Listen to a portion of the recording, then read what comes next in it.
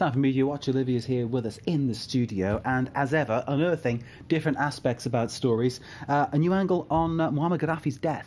Yeah, I'm sure you remember it was about a year ago that we had this headline news: Muammar Gaddafi was killed by what we thought were Libyan opposition fighters. But there's a new conspiracy theory today, or is it a conspiracy theory, taken up by Rue 89 in the French press, but they actually take their lead from Corriere della Sera, the Italian daily, who published an article over the weekend alleging that it wasn't in fact a Libyan opposition fighter who killed Muammar Gaddafi, it was a French secret agent who came in, not the guy brandishing the gun that we saw in all the amateur footage in October of last year, but a French professional.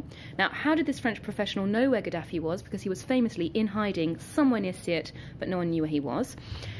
Satellite phone data. Apparently he had access to satellite phone information of Gaddafi's phone.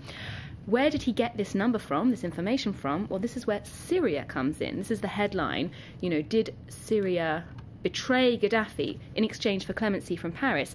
What they allege in the article is that Syria passed on, well, President Bashar al-Assad passed on the phone number to Paris in exchange for Paris taking off a little bit of the pressure that they were putting on Damascus about the escalating protests at the time. Now, if this sounds all a bit far-fetched, international leaders exchanging mobile phone numbers, a couple of other papers have looked into it as well. We've got the Daily Telegraph in Britain. They've investigated further. They've taken the same source, a Libyan intelligence official, Rami El Obeidi, but it's also been corroborated by Mahmoud Jibril, the leader of the National Transitional Council in Benghazi at the time, but he's still a Libyan politician. So there's confirmation from a couple of sources here, and the big question that comes up after this is, why would France be so keen to get Gaddafi out of the picture so quickly? Well, the Telegraph goes on to speculate a little bit and says this supposedly happened at the same time that the Gaddafi family said to France, OK, we gave you a lot of money for your campaign in 2007, we'd like it back now, because of course they were threatening to reveal things. And the Telegraph goes as far to say Sarkozy had every reason to want to get rid of the colonel as quickly as possible. That is an intriguing series of revelations, Olivia. There you go. Isn't it? It's almost well, like it almost like has a to Bond be movie, confirmed, isn't but it sounds pretty dramatic if it's true. true. I mean, you could make a case for them all, couldn't you? But wow. Interesting stuff. Okay, from that one, let's go to the story about the row over women in a furniture catalogue. It's not even a row over women, it's a row over the total absence of women. No women. No women, sadly. I'm sure you've received the IKEA catalogue in your postbox. I've heard of this Swedish furniture shop. Swedish firm that makes they send out their flat pack catalogue. furniture. Yes, I've heard of it.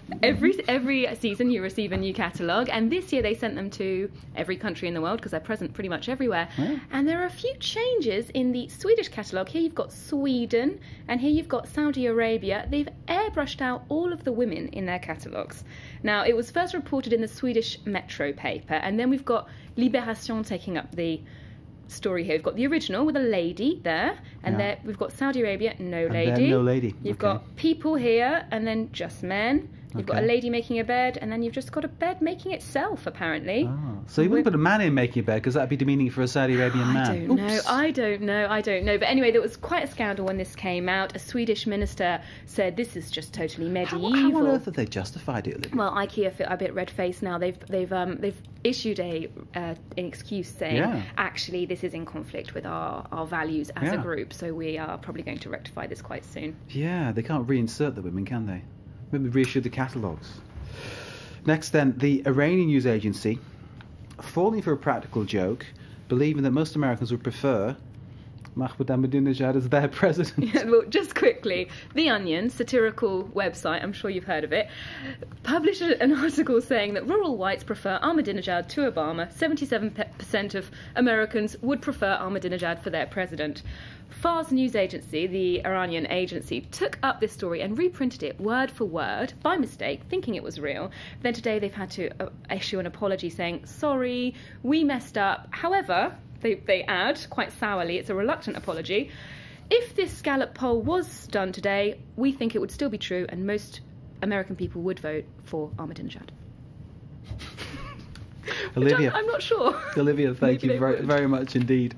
Great to see you. Olivia Salazar-Winspear with Media Watch.